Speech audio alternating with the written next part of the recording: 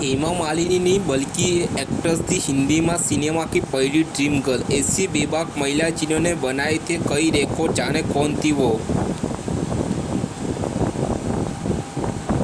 वैसे तो भारतीय सिनेमा की शुरुआत साल 1913 में दादा साहेब फाल्के ने की थी, लेकिन समय के साथ कुछ ऐसी चीज़ें होती गई जो बिल्कुल नई थी। भारतीय सिनेमा में एक ऐसी बेबाक एक्ट्रेस आई जिसने किसी भी सीन को करने में कोई आपत्ति नहीं जताई। जिस दौर में महिलाओं को पढ़ने की भी इजाज़त नहीं थी, उसमें उन्होंने विदेश से पढ़ाई की और भारतीय सिनेमा में कई रिकॉर्ड बनाए।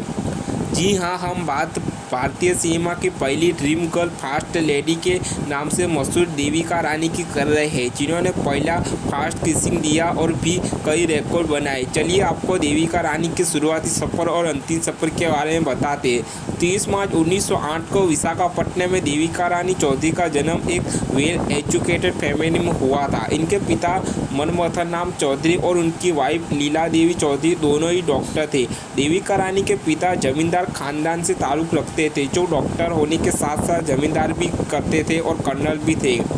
वहीं देविका रानी की मां लीला देवी रविंद्रनाथ टैगोर भांजी थी। देविका रानी बहुत अमीर थी और उनके पिता ने उन्हें उस दौर में खूब पढ़ाया लिखाया। जब लोगों ने महिलाओं को घर से भी नहीं निकालने देते थे, तब देविका रानी 9 साल की थी, तब उनके पेरेंट्स ने इंग्लैंड के एक बोर्डिंग स्कूल में पढ़ने भेज दिया। पढ़ाई के बाद वो लंदन गई और वहाँ एक्टिव म्यूजिक की क्लास भी ली। इसके साथ ही उन्होंने आर्ट डायरेक्शन और कॉस्ट्यूम की भी कला सीखी। कॉलेज की पढ़ाई के दौरान ही देविका रानी की मुलाकात लंदन में हिमांशु रॉय से हुई, जो इंग्लिश फिल्में बनाते थे, एक्टिंग करते थे और कहानियाँ भी लिखते थे। उनकी मुलाकात दोस्ती में बदल दी गई, प्यार हुआ और फिर साल 1929 में उन्होंने शादी कर ली। शादी के बाद देविका और हिमांशु राय ने एक फिल्म बनाई जिसका नाम कर्मा था। इस फिल्म को हिंदी और इंग्लिश में बनाया गया और इसमें देविका रानी ने अपने पति हिमांशु राय के साथ बतौर लीड रोल काम भी किया था। इस फिल्म के बाद हिमांशु और देविका बाहर आ गए और मुंबई में अपना प्रोडक्शन हाउस बॉम्बे टॉकीज शुरू किया। यह प्रोडक्शन हाउस उस समय भारत के लिए बहुत नया था, जिसमें कई एडवांस टेक्नोलॉजी का इस्तेमाल किया गया था। बॉम्बे टॉकीज की पहली फिल्म जीवन नैया बनाई, जिसमें देविका रानी और अशोक कुमार लीड रोल में नजर आए। अशोक कुमार को इसी फिल्म से इंट्रोडक्शन किया गया था। इसके बाद उन दोनों ने अछूत कन्या फिल्म की, जो सुपरहिट हुई। देविका रानी और अशोक कुमार ने साथ में कई फिल्मों में काम किया था।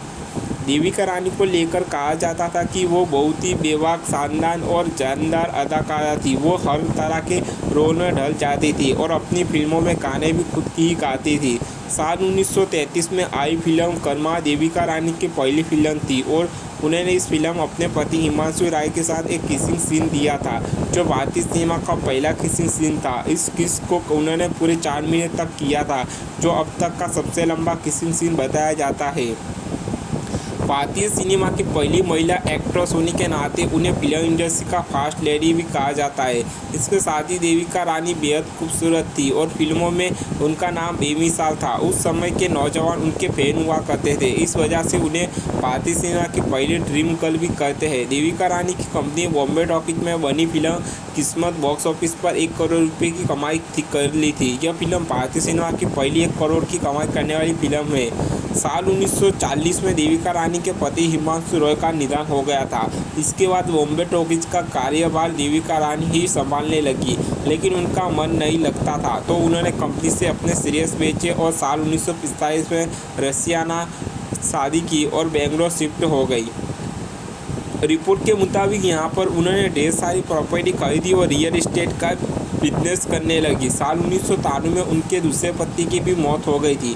1 साल अकेले रहने के दौरान वो काफ़ी बीमार रहने लगी थी। 9 मार्च 1994 को देविका रानी का निधन हो गया।